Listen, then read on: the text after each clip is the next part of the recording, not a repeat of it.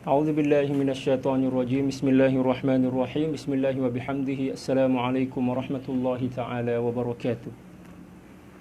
Alhamdulillah wassalatu wassalamu ala asyrafil mursalin sayyidina Muhammad wa ala alihi wa sahbihi ajma'in. Allahumma ighfir li ummati sayyidina Muhammadin sallallahu alaihi wasallam wa aslih ummata sayyidina Muhammadin sallallahu alaihi wasallam wa farrij an ummati sayyidina Muhammadin sallallahu alaihi wasallam.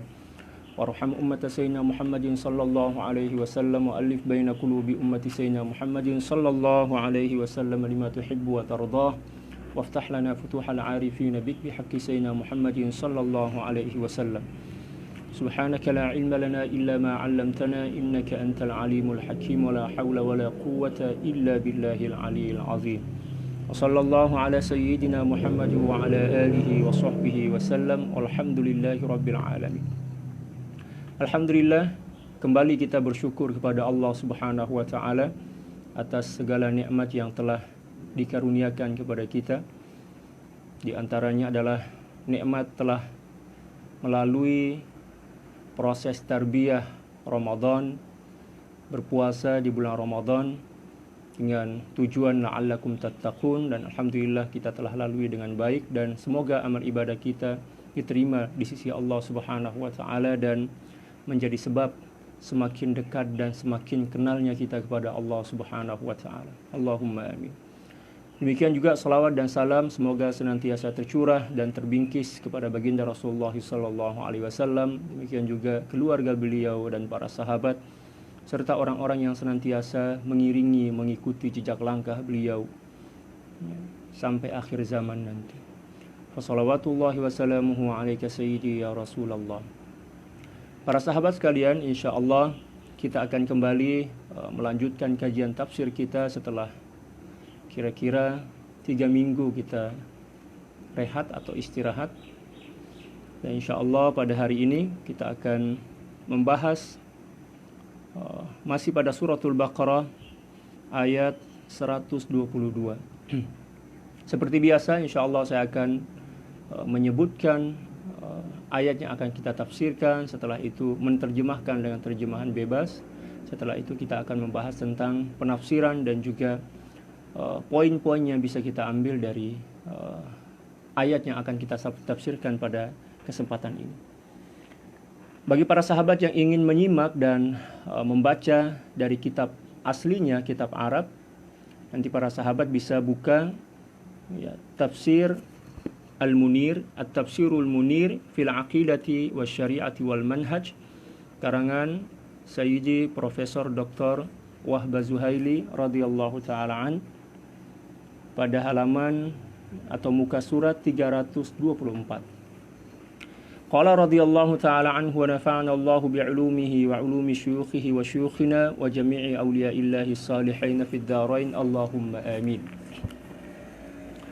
Tazkirun bin ni'mati wa takhwifun minal akhirah. Beberapa ayat ini akan menjelaskan tentang peringatan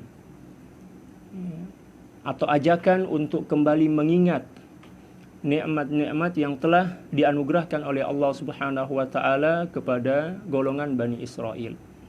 Wa takhwifun minal akhirah, dan juga menjelaskan tentang ancaman di akhirat nanti bagi orang yang mengingkari dan tidak pandai bersyukur kepada nikmat yang telah dianugerahkan kepada mereka.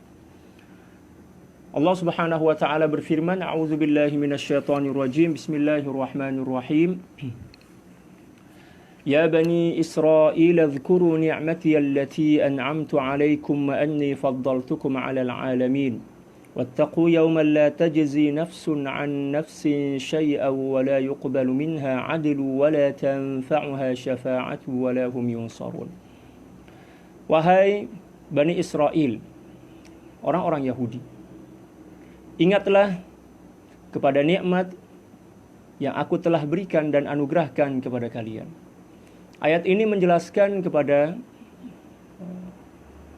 kaum Bani Israel, demikian juga mengingatkan kepada kita untuk senantiasa mengingat-ingat nikmat yang telah diberikan oleh Allah Subhanahu wa taala kepada kita dengan tujuan agar melahirkan kesadaran di dalam hati kita tentang betapa pemurahnya Allah Subhanahu wa taala dan betapa besarnya hutang ya, syukur kita kepada Allah Subhanahu wa taala. Dan apabila kita ingin menghitung-hitung jumlah nikmat yang telah diberikan oleh Allah Subhanahu wa taala kepada kita, maka kita tidak akan pernah mampu. Allah Subhanahu wa taala berfirman dalam Al-Qur'an, "Wa in ta'uddu ni'matallahi la tuhsuha." Kalau seandainya kalian ingin menghitung-hitung, ingin mengira-ngira nikmat-nikmat Allah Subhanahu wa taala, maka niscaya kalian tidak akan mampu untuk menghitungnya. Semakin bersyukur kita kepada Allah Subhanahu wa taala, maka hutang kesyukuran itu pun akan semakin bertambah. Karena bersyukur kepada Allah Subhanahu wa taala merupakan nikmat yang sangat agung dan mulia. Dan ketika kita telah mampu bersyukur kepada Allah Subhanahu wa taala, itu berarti bahwa nikmat Allah Subhanahu wa taala kepada kita semakin bertambah dan semakin banyak, dan semakin menyebabkan kita banyak berhutang kesyukuran kepada Allah Subhanahu wa taala. Dalam ayat ini Allah Subhanahu wa taala mengingatkan orang-orang Yahudi untuk kembali mengingat dan mengenang betapa banyak nikmat yang telah Allah Subhanahu wa taala anugerahkan kepada mereka. Seolah-olah ayat ini menagih kesyukuran orang-orang Bani Israel atau golongan Bani Israel kepada Allah Subhanahu wa taala. Wahai Bani Israel, ingatlah kepada nikmatku yang telah aku anugerahkan kepada kalian semua. Dan pada ayat-ayat sebelum ini Allah Subhanahu wa taala telah menguraikan dan telah menjelaskan beberapa nikmat besar yang telah dianugerahkan oleh Allah Subhanahu wa taala kepada mereka yang tidak terjumlah ya, banyaknya.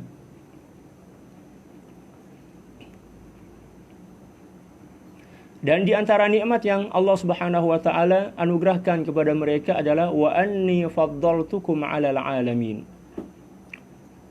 Dan sesungguhnya aku telah memberikan keutamaan kepada kalian melebihi umat yang lain di zaman itu. Di zaman itu.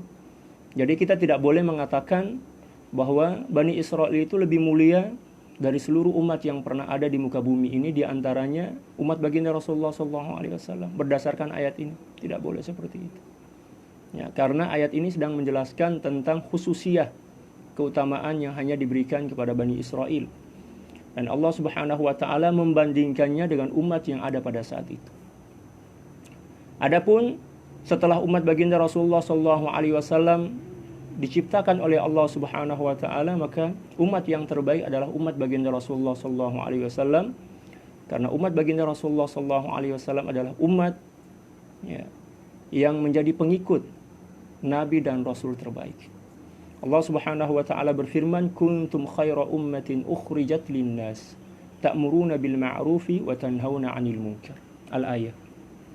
Ayat ini menjelaskan tentang kemuliaan, keutamaan dan keistimewaan secara mutlak yang Allah Subhanahu wa taala berikan kepada umat baginda Rasulullah sallallahu alaihi wasallam. Bukan karena disebabkan kehebatan dan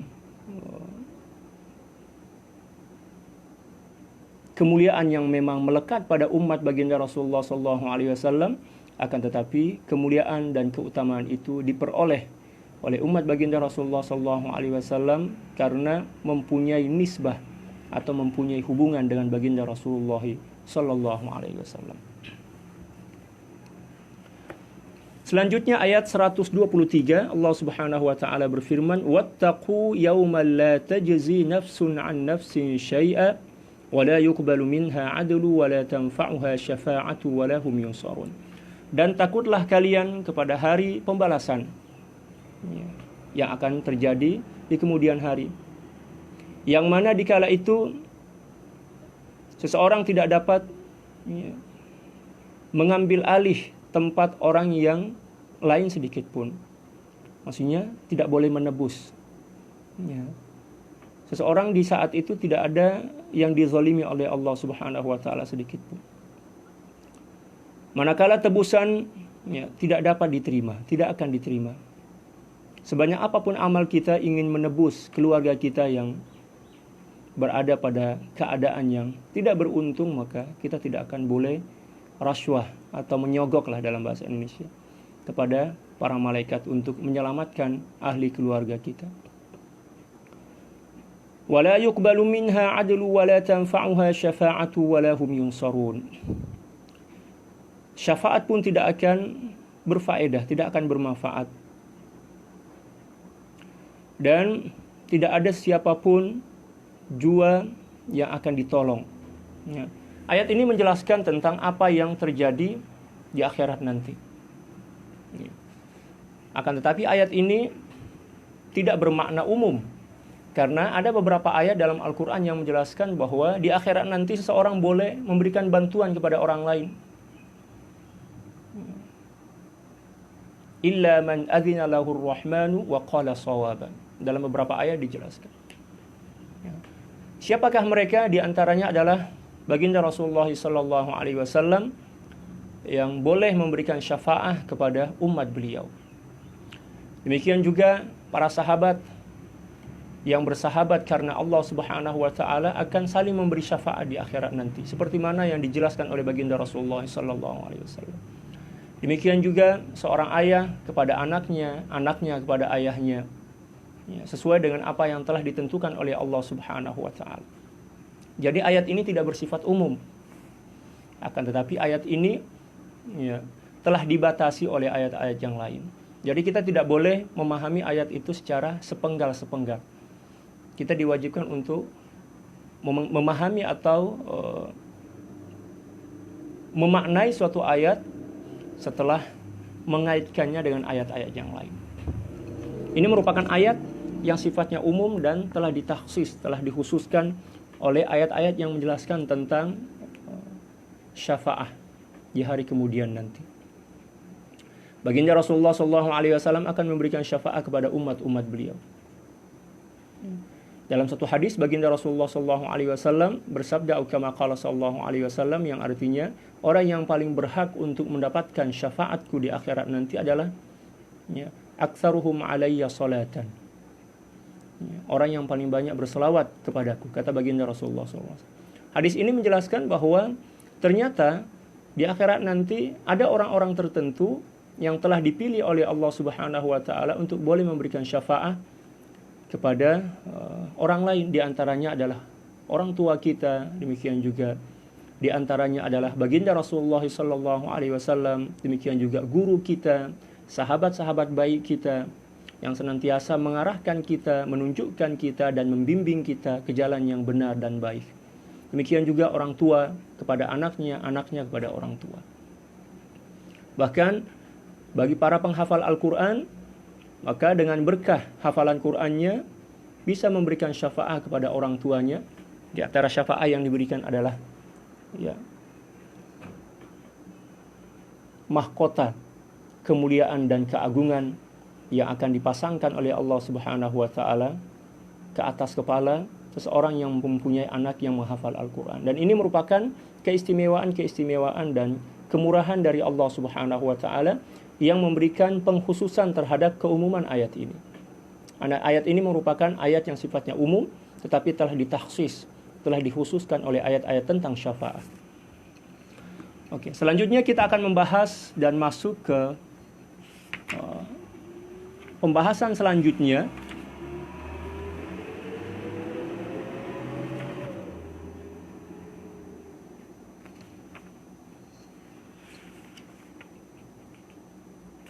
pada halaman atau muka surat 325.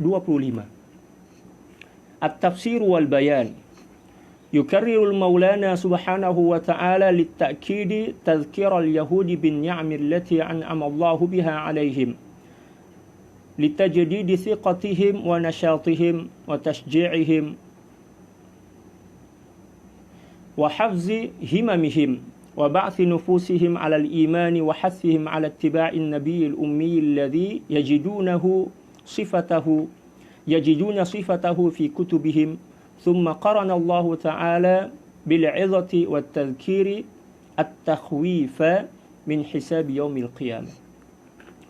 ففي الآية الأولى يعظ الله اليهود الذين كانوا في عصر التنزيل ويذكرهم بالنعم الكثيرة الدنيوية والدينية التي أنعم الله بها على آبائهم بإنقاذهم من أيدي عدوهم وإنزاله المن والسلوى عليهم وتمكينهم في البلاد بعد المذلة والقهر وإرساله الرسل منهم وتفضيلهم على عالم زمانهم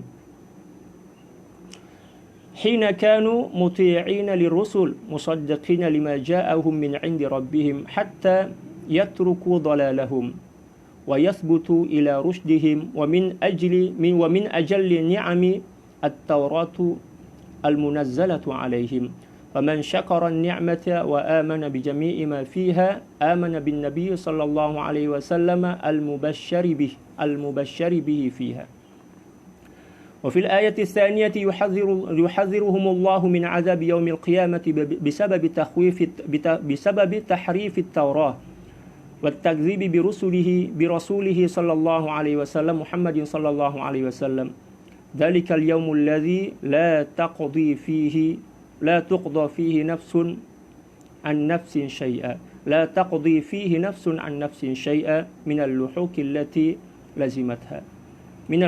التي لزمتها فلا تؤاخذ نفس بذنب آخر ولا تدفع عنها شيئا ولا يؤخذ منها فدية تنجو بها من النار ولا يشفع بما يجب عليها شافع ولا ناصر ينصرهم فيمنع عنهم عذاب الله تعالى. Itulah ulasan singkat dan ringkas dari penafsiran dua ayat ini dan kita mencoba untuk memahami dan menghayatinya sesuai dengan kemampuan kita. Penafsiran dan ulasan. Sebagaimana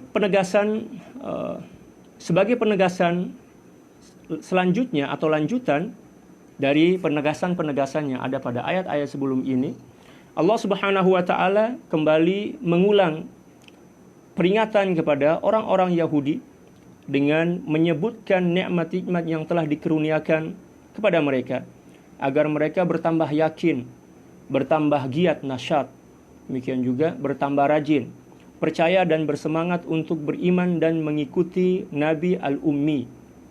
Ya. Salah satu gelaran atau gelar baginda Rasulullah SAW adalah Al-Ummi, yang telah termaktub sifat beliau di dalam kitab-kitab mereka.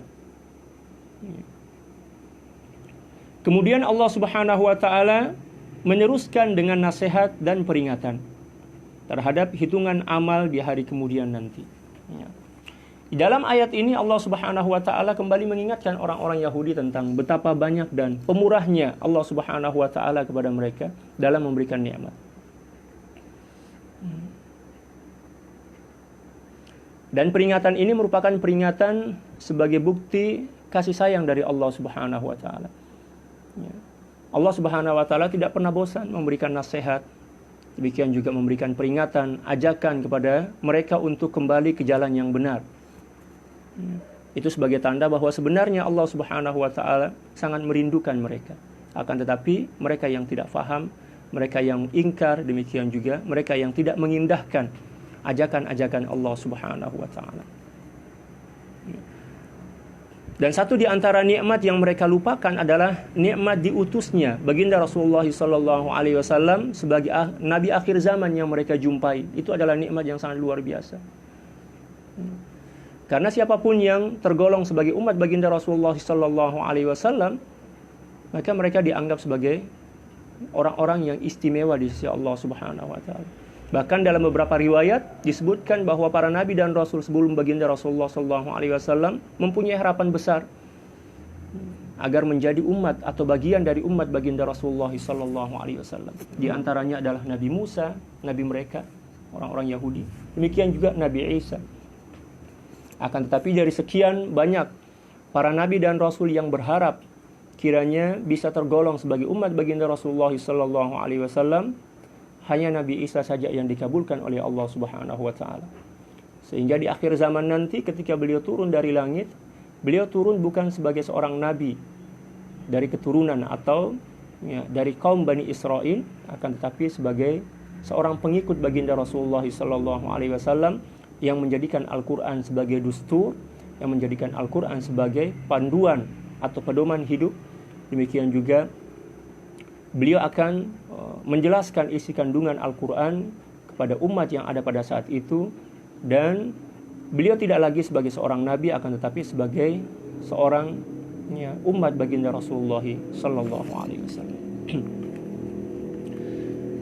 Dan di dalam tafsir ini juga disebutkan bahwa baginda Rasulullah sallallahu alaihi wasallam adalah nabi yang mendapatkan gelaran al-ummi. Ada beberapa penafsiran para ulama terkait dengan makna atau maksud serta pengertian al-ummi. Ada yang memaknakan bahwa al-ummi adalah la yaktubu wa la yaqra wa la yaktub. Seseorang yang tidak mampu, tidak pandai membaca dan menulis. Itu sebagian penafsiran dari golongan para ulama. Dan ada juga yang memberikan pengertian bahwa al-ummi itu artinya adalah induk. Karena memang beliau merupakan penghulu dari para nabi dan rasul. Dan kalau saya boleh memilih, maka saya akan memilih pendapat yang kedua. Bahwa baginda Rasulullah sallallahu alaihi wasallam adalah al-ummi yang bermakna induk, sumber. Seperti mana seorang ibu merupakan sumber dan induk dari anaknya. Maka demikian juga baginda Rasulullah sallallahu alaihi wasallam, apabila kita mengambil dan mengikuti pendapat yang kedua, baginda Rasulullah sallallahu alaihi wasallam adalah induk atau sumber asal, atau sebagai penghulu, pemimpin para nabi dan rasul. Saya lebih cenderung kepada makna yang kedua, walaupun saya tidak mengingkari makna yang pertama, karena memang kedua penafsiran ini, kedua model penafsiran ini disebutkan oleh para ulama dalam kitab-kitab mereka.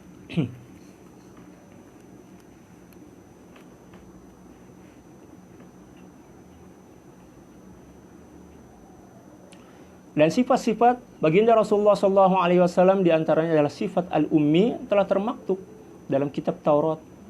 Ya. Demikian juga kitab-kitab yang lain. Pada ayat pertama, Allah Subhanahu wa taala memberikan nasihat kepada orang-orang Yahudi pada zaman Al-Qur'an diturunkan. Ya Bani Israil, azkuru ni'mati allati an'amtu 'alaikum wa anni faddaltukum 'alal 'alamin. Ayat ini menjelaskan tentang nasihat dan peringatan Allah Subhanahu wa taala kepada orang-orang Yahudi yang ada di zaman baginda Rasulullah sallallahu alaihi wasallam. Mereka diperingati atau diperingatkan oleh Allah Subhanahu wa taala dengan berbagai nikmat dunia, demikian juga nikmat keagamaan yang telah Allah Subhanahu wa taala anugerahkan kepada nenek moyang mereka. Mengingatkan mereka tentang betapa banyaknya nikmat dan anugerah yang Allah Subhanahu wa taala telah berikan kepada nenek moyang mereka.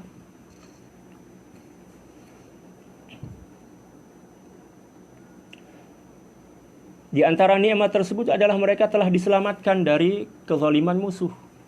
Ketika mereka dikejar oleh Fir'aun dan bala tentaranya, maka Allah Subhanahu wa taala menyelamatkan mereka. Kalau seandainya Allah Subhanahu wa taala tidak menyelamatkan mereka, dan itu merupakan suatu nikmat yang sangat agung dan besar, maka pastilah mereka telah punah dari muka bumi ini, telah hancur, telah binasa.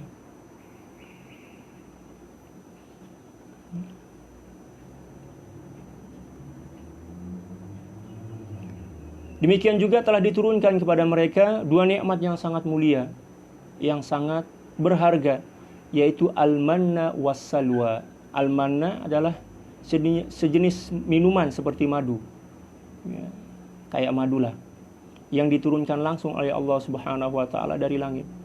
Dan yang kedua adalah as-salwa. Salwa ini jenis burung lah istilah kita, kalau nggak salah dalam bahasa Indonesia itu kayak burung puyuh ya. Burung puyuh, yang mana di zaman itu burung puyuh atau daging burung puyuh ini dikenal sebagai jenis daging yang paling berkualitas, yang paling berkualiti, yang paling istimewa, yang paling nikmat, yang paling lezat lah, dan yang paling mahal. Allah Subhanahu wa taala berikan kepada mereka. Dan penafsiran ayat ini telah kita lalui pada pertemuan-pertemuan yang lalu. Demikian juga diberikan kekuasaan pemerintahan di bumi ini setelah mereka dihina dan ditindas. Mereka sempat berkuasa dalam kurun waktu yang cukup lama. Setelah mereka dihina, ditindas, diusir, dibunuh, dibantai, Allah Subhanahu wa taala memuliakan mereka. Betapa banyaknya nikmat yang telah Allah anugerahkan kepada mereka. Mengapa kisah Bani Israel ini senantiasa diulang-ulang oleh Allah Subhanahu wa taala hampir pada setiap surah yang ada dalam Al-Qur'an? Tidak semua, akan tapi kebanyakan dari surah dalam Al-Qur'an itu banyak menceritakan kembali kisah Bani Israel. Satu di antara tujuannya, kata para ulama, agar kita belajar tentang kebaikan dari kesalahan mereka, tentang kemuliaan dari keburukan mereka, tentang kemuliaan dari kehinaan mereka. Sehingga Allah Subhanahu wa taala senantiasa mengulangnya, mengulas kembali, agar kita tidak terjebak oleh keburukan-keburukan dan kenistaan-kenistaan yang mereka telah lakukan di masa lampau, yang menyebabkan mereka menjadi makhluk yang terkutuk, menjadi makhluk yang paling terhina setelah Allah Subhanahu wa taala memuliakan mereka. Mereka senantiasa mendapatkan laknat dari Allah Subhanahu wa taala, demikian juga dari para nabi mereka sendiri. Dalam Al-Qur'an seperti itu dijelaskan. Lu'ina banu Israil ala lisani Dawud wa Isa bin Maryam. Dalam Al-Qur'an seperti itu. Dan telah diutus kepada mereka para rasul dari kalangan mereka sendiri. Dari sekian banyak rasul, yang paling banyak diutus oleh Allah Subhanahu wa taala adalah kepada Bani Israel dari golongan mereka sendiri. Saking keras kepalanya mereka. Tapi ternyata enggak mempan juga. Dari sekian banyak nabi dan rasul yang telah diutus oleh Allah Subhanahu wa taala untuk meluruskan hati mereka, meluruskan pemikiran mereka, meluruskan akhlak mereka, tetapi ternyata tidak mempan juga. Bukan disebabkan karena para nabi dan rasul itu belum mampu untuk menunaikan kewajiban mereka sebagai seorang nabi dan rasul dengan baik, bukan. Akan tetapi memang Bani Israel ini merupakan makhluk yang paling aneh lah. Kalau dalam bahasa Melayu, makhluk paling degil, keras kepala. Degil itu artinya keras kepala. Hati mereka membatu. Bahkan mereka sanggup dan berani bukan hanya menghina para nabi dan rasul, akan tapi malah membunuh mereka. Di antaranya adalah Nabi Zakaria. Allahu Akbar. Kisah mereka senantiasa diulang oleh Allah Subhanahu wa taala agar kita senantiasa mawas diri.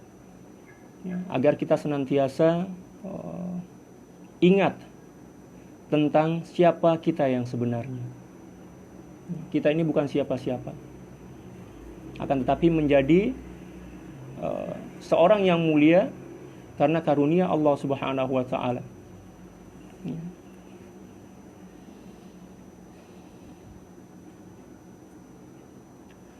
Dan mereka dijadikan sebagai bangsa atau kaum yang istimewa dibandingkan bangsa-bangsa lain atau suku-suku lain yang ada pada saat itu. Wa anni faddaltukum 'alal 'alamin. Tetapi bukan secara umum. Karena ayat ini sedang bercerita tentang masa lampau, di masa lalu. Bani Israel itu merupakan kelompok atau umat yang paling mulia dibandingkan umat-umat yang ada pada saat itu. Adapun setelah baginda Rasulullah SAW diutus sebagai nabi dan rasul, maka predikat atau kemuliaan sebagai umat terbaik dan termulia itu telah berpindah kepada umat baginda Rasulullah SAW. Bukan karena disebabkan kehebatan kita, akan tapi karena karunia Allah Subhanahu wa taala, dan kita mempunyai nisbah, mempunyai hubungan dengan baginda Rasulullah sallallahu alaihi wasallam. Yang dilihat oleh Allah Subhanahu wa taala bukan kitanya, akan tapi yang dilihat oleh Allah Subhanahu wa taala adalah baginda Rasulullah sallallahu alaihi wasallam. Dan lirikan atau pandangan kasih sayang Allah Subhanahu wa taala kepada kita melebihi umat-umat yang lain, karena kita mempunyai nisbah, mempunyai kait, mempunyai hubungan dengan baginda Rasulullah sallallahu alaihi wasallam sebagai seorang nabi dan rasul kita. Semakin kuat hubungan kita dengan baginda Rasulullah sallallahu alaihi wasallam, maka kemuliaan dan keagungan dari Allah Subhanahu wa taala itu pun akan semakin bertambah kepada kita. Jadi kadar itu maksudnya ukuran kalau dalam bahasa Melayu ya. Kadar atau ukuran kemuliaan kita sebagai umat baginda Rasulullah sallallahu alaihi wasallam itu bertingkat-tingkat. Orang yang paling mulia, orang yang paling agung, yang paling istimewa dari seluruh umat baginda Rasulullah sallallahu alaihi wasallam adalah seseorang yang mempunyai hubungan istimewa dengan baginda Rasulullah sallallahu alaihi wasallam. Karena keistimewaan dan keagungan yang Allah persembahkan kepada kita itu berkah dari baginda Rasulullah sallallahu alaihi wasallam, keberkahan dari baginda Rasulullah sallallahu alaihi wasallam. Oleh sebab itu kata para ulama, seseorang yang paling mulia di akhirat nanti di sisi Allah Subhanahu wa taala adalah seseorang yang paling dekat dengan baginda Rasulullah. Hubungannya paling rapat kalau dalam bahasa Melayu. Sesuai dengan kadar hubungan kita dengan baginda Rasulullah sallallahu alaihi wasallam. Mohon maaf saya campur-campur ya, ada antara bahasa Indonesia dan bahasa Melayu. Mengikut kadar kedekatan kita kepada baginda Rasulullah. Kemuliaan kita di sisi Allah Subhanahu wa taala mengikut kadar kemuliaan baginda Rasulullah sallallahu alaihi wasallam yang ada dalam hati dan jiwa kita. Bila mana kita mencintai baginda Rasulullah sallallahu alaihi wasallam melebihi cinta kita kepada diri kita sendiri dan segala sesuatu, maka di akhirat nanti Allah Subhanahu wa taala juga akan memberikan dan membalas cinta itu melebihi segala sesuatu. Cinta kepada baginda Rasulullah sallallahu alaihi wasallam adalah satu di antara sebab yang akan menjadi asbab bagi kita untuk mendapatkan kemuliaan dari Allah Subhanahu wa taala, sama ada di dunia demikian juga di akhirat nanti. Oleh sebab itu, perbetulkanlah, pereloklah hubungan kita kepada baginda Rasulullah sallallahu alaihi wasallam dengan senantiasa mencintai beliau, senantiasa banyak berselawat ke atas beliau, demikian juga berkhidmat untuk umat beliau, dan juga memperbanyak membaca sirah dan sejarah-sejarah hidup beliau. 4 perkara inilah yang akan semakin menumbuhkan dan menyemaikan benih-benih cinta kita kepada baginda Rasulullah sallallahu alaihi wasallam di dalam hati. Oleh sebab itu baginda Rasulullah sallallahu alaihi wasallam bersabda dalam suatu hadis, atau kama qala sallallahu alaihi wasallam, yuhsyarul mar'u ma'a man ahabba yaumal qiyamah. Seseorang akan dibangkitkan di akhirat nanti bersama orang yang dicintainya. Bila mana kita mencintai baginda Rasulullah sallallahu alaihi wasallam setelah mencintai Allah Subhanahu wa taala, maka kedudukan kita di akhirat nanti bersama baginda Rasulullah sallallahu alaihi wasallam, dihimpun dan dikumpulkan bersama baginda Rasulullah sallallahu alaihi wasallam. Dan banyak lagi keistimewaan berkenaan dengan cinta kepada baginda Rasulullah sallallahu alaihi wasallam.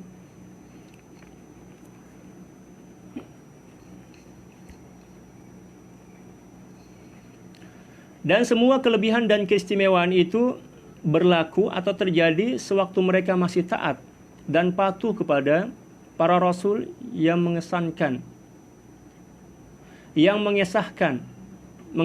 kebenaran yang datang daripada Tuhan mereka, hinggakan mereka meninggalkan kesesatan dan kembali kepada petunjuk para nabi dan rasul. Jadi kemuliaan dan keistimewaan yang mereka peroleh pada saat itu adalah keistimewaan dan kemuliaan yang bersyarat. Syaratnya apa? Syarat kemuliaan itu senantiasa kekal dan abadi bagi mereka apabila mereka senantiasa taat kepada utusan-utusan Allah Subhanahu wa taala yang telah diutus kepada mereka pada saat itu, dan juga taat serta mengikuti petunjuk baginda Rasulullah SAW yang telah diperintahkan oleh Allah Subhanahu wa taala di dalam kitab-kitab mereka. Ketika baginda Rasulullah SAW belum diutus sebagai seorang nabi dan rasul, maka kewajiban mereka mengikuti para nabi-nabi mereka. Para nabi mereka. Akan tetapi setelah baginda Rasulullah SAW diutus, maka seluruh ajaran nabi-nabi mereka itu dibatalkan.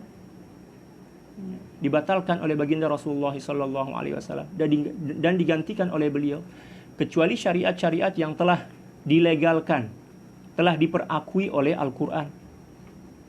Contoh misal ibadah haji misal. Ibadah haji itu bukanlah ibadah baru. Ibadah haji merupakan ibadah yang telah memang secara turun-temurun telah diwariskan dari nabi ke nabi.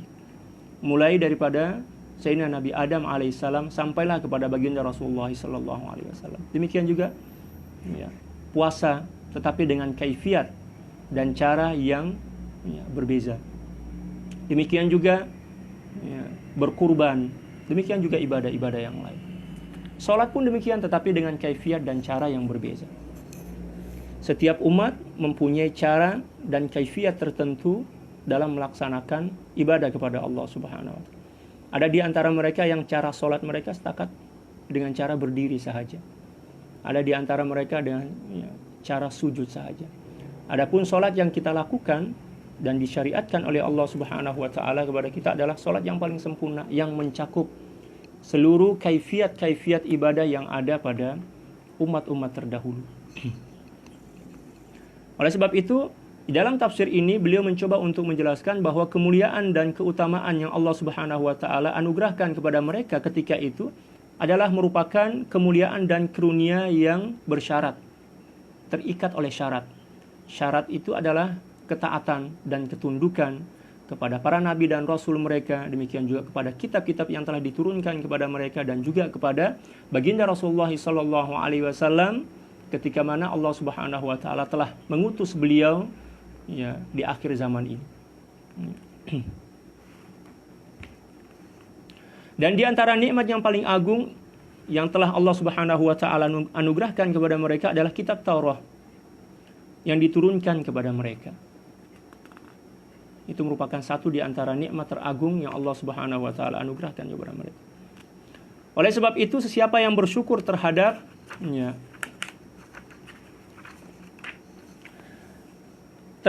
dan beriman dengan segala kandungan kitab Taurat tersebut, pastilah mereka akan beriman dan mempercayai baginda Rasulullah SAW sebagai nabi dan rasul, seperti mana yang telah termaktub dan telah diberitahu tentang kemunculan beliau melalui kitab Taurat. Kalau seandainya orang-orang Yahudi ini berpegang teguh kepada ajaran mereka dan mengamalkan kitab Taurat, pastilah mereka akan beriman kepada baginda Rasulullah SAW.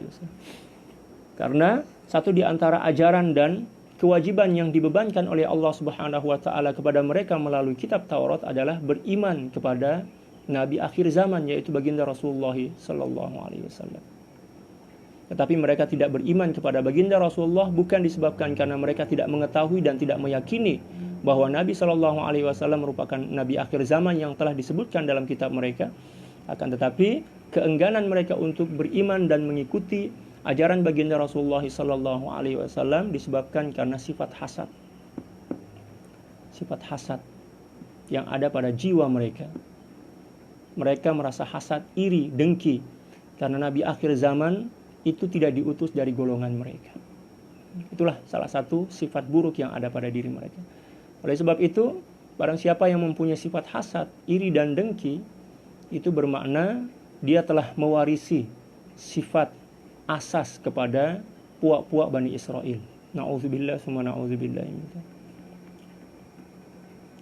Dan pada ayat yang kedua, Allah Subhanahu wa taala memberikan peringatan tentang pedihnya azab di hari kemudian nanti, di hari kiamat nanti.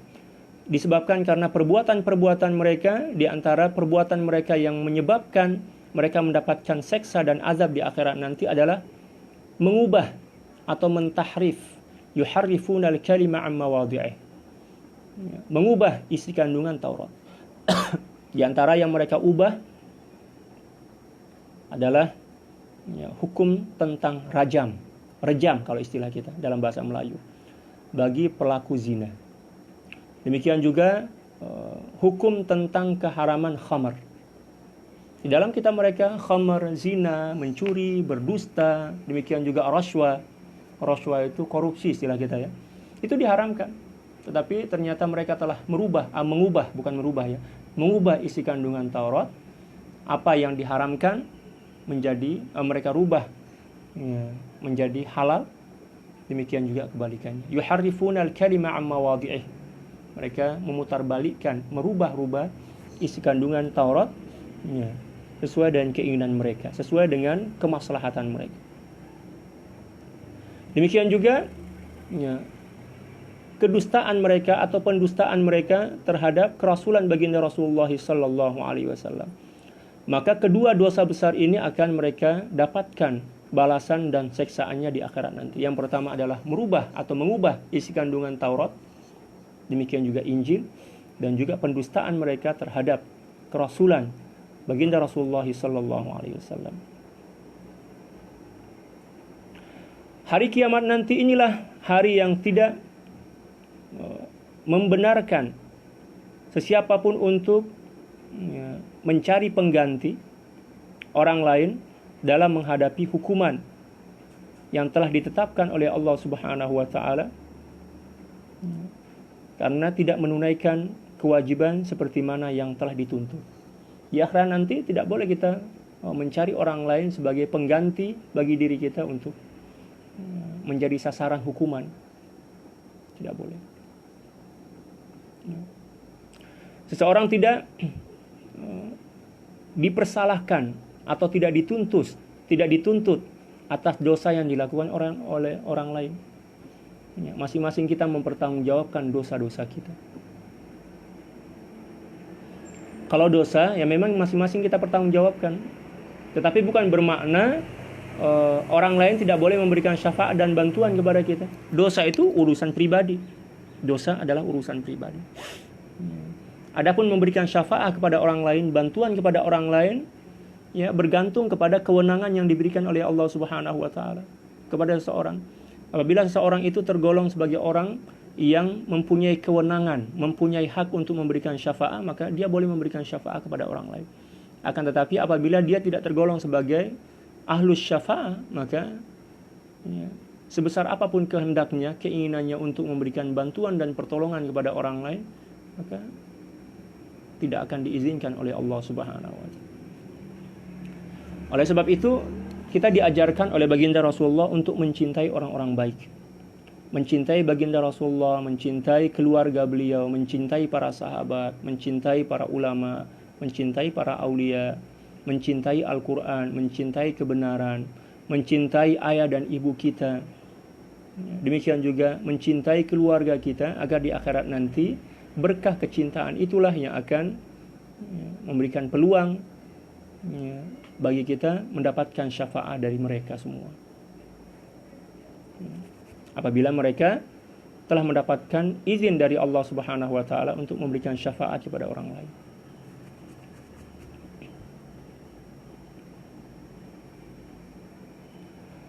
Dan tidak diterima sebarang tebusan bagi untuk menyelamatkan diri dari neraka. Seseorang tidak boleh rashwah di akhirat nanti. Allahu Akbar. Malaikat itu kebal daripada rashwah. Tak boleh kita sogok tebusan, tak boleh kita bagi tebusan, sogokanlah istilah kita. Berdasarkan penjelasan ini, kalau ingin menjadi manusia yang anti rashwah istilah kita, anti rashwah, yang tidak mempan atau kebal dari sogokan-sogokan, maka jadilah manusia-manusia yang berhati malaikat. Karena apabila seorang telah menukar sifat-sifat kemanusiaannya dengan sifat-sifat malaikat, maka dia akan kebal dari korupsi, kebal dari sogokan-sogokan. Dan orang yang dengan gampang melakukan korupsi misalnya, nyogok sana sini, bisa dipastikan bahwa hatinya bukan hati malaikat.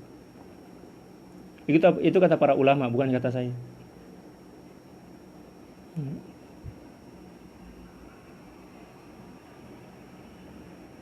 Dan tidak ada seorang pun yang boleh memberikan pertolongan, dan tidak ada lagi seorang yang boleh memberikan bantuan dan menyelamatkan orang lain dari azab Allah Subhanahu wa taala. Di akhirat itu kita nafsi-nafsi lah.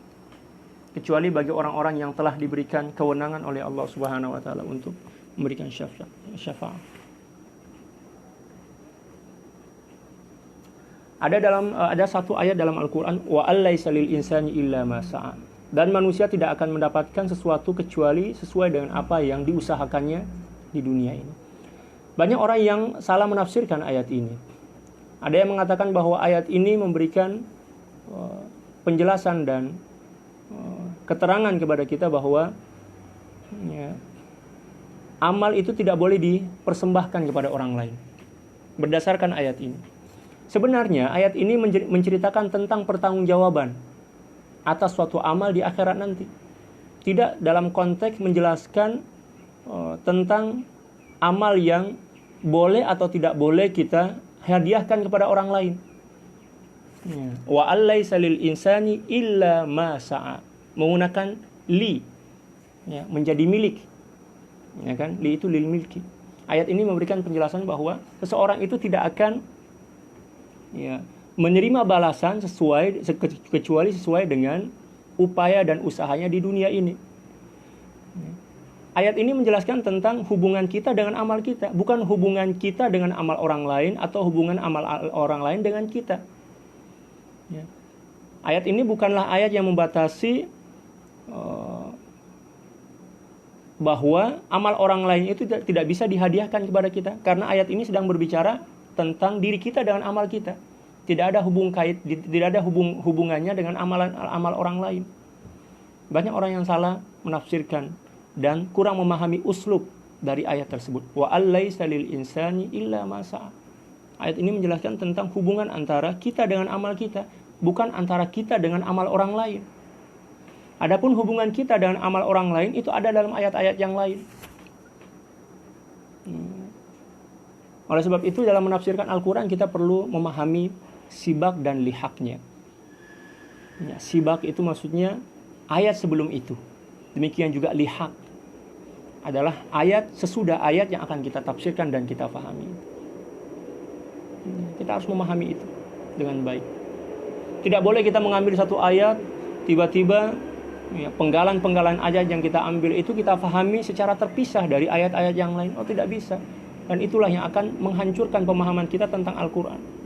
Al-Quran itu dalam menafsirkannya mempunyai kaedah-kaedah, mempunyai rumus-rumus. Dalam ulumul Quran, satu disiplin ilmu yang diistilahkan atau bernama ulumul Quran. Tidak boleh kita memahami secara terpisah. Dan kesalahpahaman tentang ayat ini itu terjadi di zaman sekarang. Banyak orang yang mengatakan ayat ini menjelaskan bahwa kita tidak boleh menghadiahkan Fatihah kepada orang lain. Tidak boleh misalnya bersedekah atas nama orang lain. Loh. Ini kan lucu. Ayat ini konteksnya sedang berbicara antara hubungan kita dengan amal kita, bukan hubungan kita dengan amal orang lain atau orang lain dengan amal kita. Oleh sebab itu perlu kita pahami dengan baik uslubnya, konteks kalimatnya. Tidak boleh kita pahami secara sepotong-sepotong.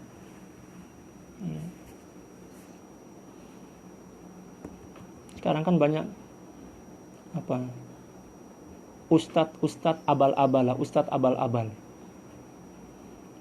Baru mengenal Islam 1-2 bulan, belajar kepada ustadz yang juga abal-abal, merasa diri telah menjadi ustadz. Saya bukan menghina, tidak. Saya menjelaskan apa yang terjadi. Dan ini merupakan penyakit umat yang paling kronis, paling kronis di zaman ini. Berbicara tentang agama walaupun dia bukan ahli agama. Seseorang tidak akan diperbolehkan untuk berbicara dan menyampaikan pesan-pesan agama kecuali setelah memahami agama secara mendalam. Ini saya hanya menyampaikan apa yang dikatakan oleh para ulama. Nanti para sahabat bisa membaca di antaranya dalam kitab At-Tibyan fi adabi hamalatil Quran. Al-Imam Nawawi menjelaskan tentang syarat-syarat seorang itu boleh menyampaikan ilmu. Ada syarat-syaratnya. Ini baru belajar agama 2-3 bulan, itu pun dari internet. Ya, dari postingan-postingan sahabat dan kawannya yang ada di Facebook, atau belajar kepada ustadz-ustadz yang tidak jelas. Tidak jelas sanad keilmuannya, tidak jelas manhajnya seperti apa, tidak jelas kepada siapa dia berguru. Ilmu itu mempunyai mata rantai yang bersambung kepada baginda Rasulullah SAW. Ilmu apapun yang kita pelajari haruslah ada sanad yang bersambung kepada baginda Rasulullah SAW. Sekarang ini kebanyakan alimul lisan, ulama su, istilah Al-Imamul Ghazali. Membaca Al-Quran saja masih belepotan, belum bisa membezakan, tak pandai lagi nak membezakan antara huruf za dan zai. Berani dah nak menghukum mufti, berani dah nak bagi penilaian kepada para ulama, mengkafirkan para ulama. Na'udzubillah. Itulah fitnah yang terbesar yang menimpa umat baginda Rasulullah SAW di akhir zaman. Ya. Ketika mana orang yang tak pandai dan tak faham tentang agama berbicara tentang agama di kedai-kedai kopi, orang yang tak faham pun, ya, surat Fatihah pun mungkin masih tak lancar sangat pun dia baca, tapi pandai dia, ya, cakap pasal agama, berani memberikan, ya, bagi penilaian kepada para ulama. Bukan setakat ulama di akhir zaman ini, akan tetapi ulama-ulama di masa lampau, salafus soleh, mengkafirkan para ulama. Na'udzubillah. Ya. Perlu kita kembali kepada manhaj, ya, salafunas soleh. Bukan manhaj salaf, ya, tetapi manhaj salaf. Manhaj salaf. Apa dia manhaj salaf itu?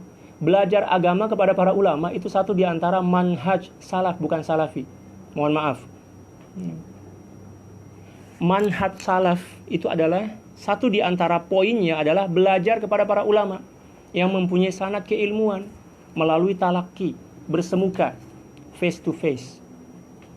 Bukan melalui media dunia maya. Bukan melalui video. Apatah lagi setakat daripada tulisan-tulisan artikel-artikel. Bukan macam itu. Kalau sebenar-benar kita nak kembali kepada ajaran salaf, satu di antara tuntutan daripada ajaran salaf itu adalah belajar kepada para ulama yang mempunyai manhaj, ya, manhaj yang betul, mempunyai sanad keilmuan yang bersambung kepada baginda Rasulullah SAW dengan cara bertalaki, bersemuka. Itu manhaj salaf tuh. Tapi ramai orang yang cakap kita kembali kepada manhaj salaf. Tapi sebenarnya bukan manhaj salaf pun, tetapi manhaj salafi. Sangat jauh berbeza antara manhaj salaf dan manhaj salafi. Ya, na'udzubillah. Kembali kepada para ulama. Ya. Baginda Rasulullah SAW menyebutkan dalam suatu hadis bahwa satu di antara penyebab akan berlakunya kehancuran pada umat di akhir zaman nanti adalah bila mana mereka telah jauh daripada para ulama. Jauh daripada ulama. Bila mana kita nak mengembalikan kedamaian, demikian juga quality umat kita saat ini, cara pertama yang perlu kita tempuh adalah kembali mendekat rapat kepada para ulama rabbaniyin. Ulama-ulama yang memang rabbani. Walakin kunu rabbaniyina bima kuntum tuallimuna alkitaba wa bima kuntum tadrusun. Bukan ulama-ulama atau ustadz-ustadz yang pandai mengkafirkan orang lain, memfasikkan orang lain, membid'ahkan orang lain. Kalau setakat itu aja, budak-budak kecil pun boleh buat.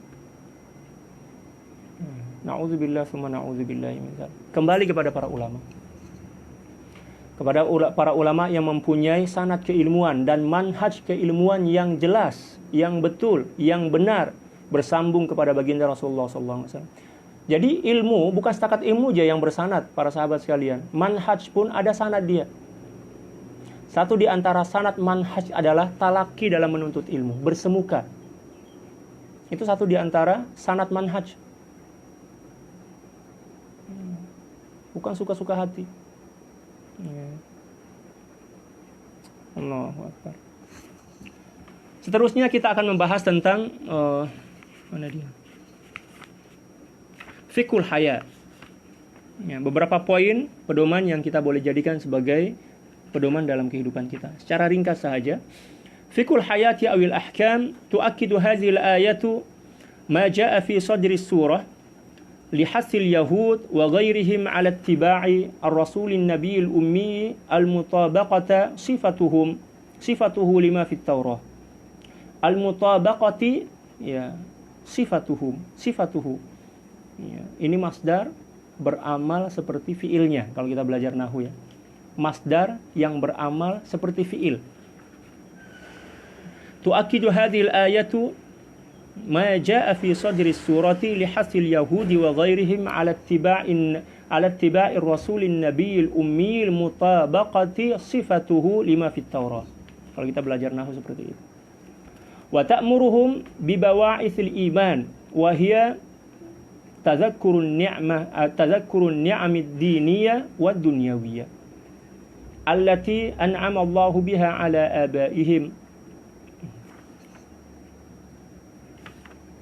wal iqla'i an hasadi nabiyyin an hasadi bani ammihim minal arabi ala ma razaqahumullahu min irsali khatamin nabiyyin minhum wa alla yahmilahum dhalikal hasadu ala mukhalafatihi wa takdzibihi fa in abaw fa inna masirahum al mahtuma huwa al hisabu syadidu yaumal qiyamah al muhaqqaqu al wuqu'u wan natijah aw asaru wa huwa al iqab duna ay yanfa'a al wasaitu aw syufa'a wal badalu aw al fida wan nasru aw al man'u min al azab wa yakunu kullu imri'in mas'ulan an nafsihi wa la yus'alu ahadun an ghairihi kama qala ta'ala kullu imri'in bima kasaba rahim wa la taziru waziratu wizra ukhra. Para sahabat sekalian, selanjutnya kita akan membahas tentang beberapa poin ya, pengajaran yang boleh kita ambil daripada dua ayat tadi. Ya. Ayat tadi menguatkan lagi ayat-ayat yang berada pada permulaan surah dari suratul Baqarah. Ya.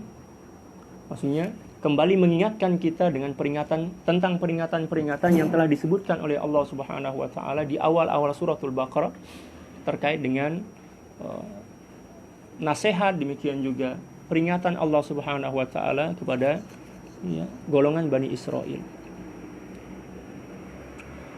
Dan di samping itu juga bertujuan untuk membangkitkan semangat atau mendorong semangat orang-orang Yahudi, demikian juga orang lain agar mengikuti Nabi, demikian juga Rasul yang ummi, yang mana sifatnya telah dijelaskan di dalam kitab-kitab Taurat, dalam kitab-kitab mereka, di antaranya adalah Taurat. Ayat ini memberikan penegasan kembali dan peringatan kepada Bani Israel untuk kembali ke kitab mereka, kitab Taurat mereka, dan beriman kepada baginda Rasulullah SAW sebagai seorang nabi dan rasul yang telah dijanjikan dalam Al-Quran. Nabi kita baginda Rasulullah SAW adalah nabi yang dijanjikan, yang dijanjikan oleh Allah Subhanahu Wa Taala dalam kitab mereka. Jadi baginda Rasulullah bukan hanya diutus oleh Allah Subhanahu Wa Taala pada komunitas umat tertentu, akan tetapi jauh lebih dari itu, beliau telah dijanjikan oleh Allah Subhanahu Wa Taala kepada para penganut ajaran-ajaran Nabi sebelum baginda Rasulullah SAW. Meningkat dengan cara mengingatkan mereka terhadap nikmat-nikmat, sama ada nikmat yang berkenaan dengan nikmat agama, demikian juga nikmat yang berkenaan dengan nikmat keduniaan yang telah Allah Subhanahu Wa Taala keruniakan kepada datuk atau kepada nenek moyang mereka. Tujuannya adalah untuk membangkitkan, untuk menyegarkan kembali ingatan-ingatan mereka terhadap betapa besar anugerah yang telah Allah Subhanahu wa taala berikan kepada nenek moyang mereka. Dan pada waktu yang sama atau pada masa yang bersamaan juga untuk menghilangkan perasaan dengki, iri hati terhadap bangsa Arab yang merupakan pengikut dari sepupu nabi mereka, kan? Yang diutus dari kalangan atau golongan mereka, seorang nabi dan rasul yang menjadi penutup seluruh nabi dan rasul.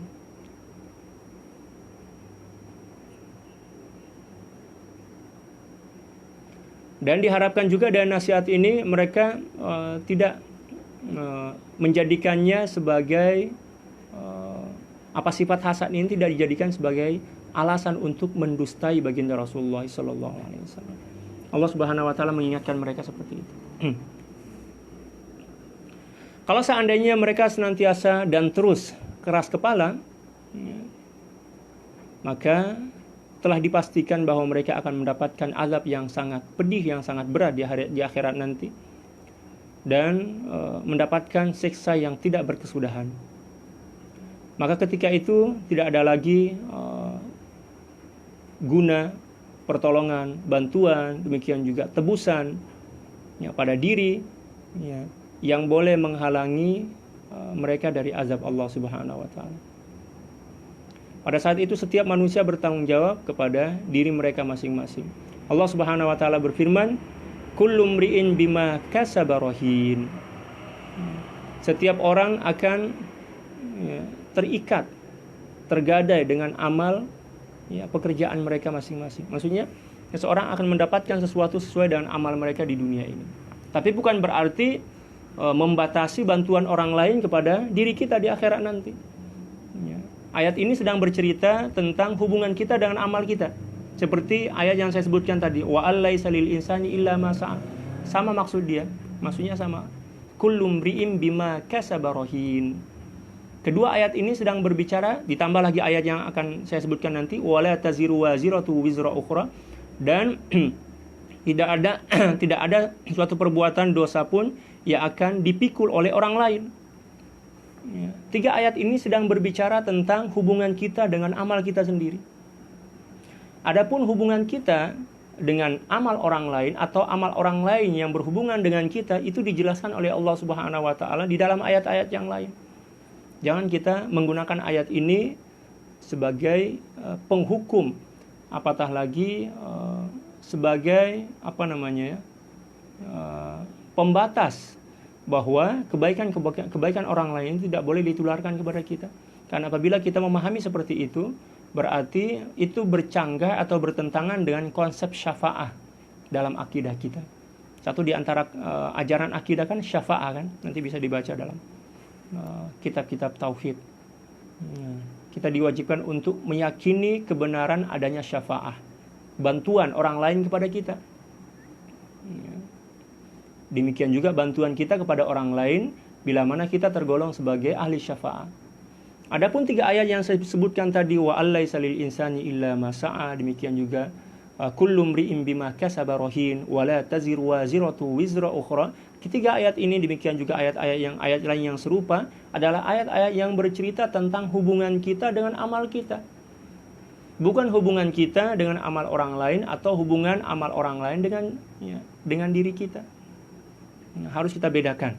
Karena apabila kita tidak membedakannya dan kita menyamakan saja, ayat ini kita gunakan untuk mentakmim atau mengumumkan, memberikan makna yang umum kepada seluruh hubungan antara manusia dan amal di akhirat nanti, maka berarti kita telah membatalkan satu konsep yang diajarkan dalam tauhid kita yang diistilahkan dengan konsep syafa'ah. Kewajiban untuk meyakini tentang adanya syafa'ah di akhirat nanti. Wallahu a'lam bishawab. Para sahabat sekalian, setakat itulah yang boleh saya kongsikan pada perjumpaan perdana kita pada hari ini selepas raya. Moga-moga kita boleh meneruskan secara istiqomah kajian tafsir ini. Harap-harap dan semoga boleh khatamlah walaupun sekali. ya, agar kita mendapatkan keberkatan daripada Al-Quran dan juga kitab-kitab para ulama yang kita baca. Dan semoga kajian tafsir ini memberikan kontribusi atau manfaat kepada kita semua untuk semakin memahami kitab kita Al-Quran sebagai pedoman hidup kita, dan semoga kita tidak tersalah memahami isi kandungan Al-Quran sehingga menyebabkan kita tergolong sebagai orang-orang yang akan mendapatkan kerugian yang sangat besar, sama ada di dunia demikian juga di akhirat nanti. Allahumma amin. Cukup sekian yang boleh saya kongsikan pada kali ini. Semoga Allah Subhanahu wa taala mengampunkan seluruh dosa-dosa kita dan mematikan kita dalam keadaan husnul khatimah, mendapatkan syafaat daripada baginda Rasulullah sallallahu alaihi wasallam, dan juga masuk surga bighairi hisab bersama dan bersanding dengan baginda Rasulullah sallallahu alaihi wasallam. Demikian juga kita niatkan untuk ibu dan ayah kita, ya, saudara mara kita, demikian juga istri dan anak-anak kita, para sahabat kita, demikian juga secara amnya kaum muslimin dan muslimat al-ahya'i minhum wal amwat, ala hadhin niyah wa ala kulli niyatin salihah, bisirril fatihah. A'udzubillahi minasyaitonir rajim. Alhamdulillahirabbil alamin arrahmanir rahim maliki yaumiddin iyyaka na'budu wa iyyaka nasta'in ihdinas siratal mustaqim siratal ladzina an'amta 'alaihim ghairil maghdubi 'alaihim waladdallin. Amin. Sekian, wallahul muwaffiq wal hadi ila sabilir rasyad, wal afu minkum. Assalamualaikum warahmatullahi taala wabarakatuh.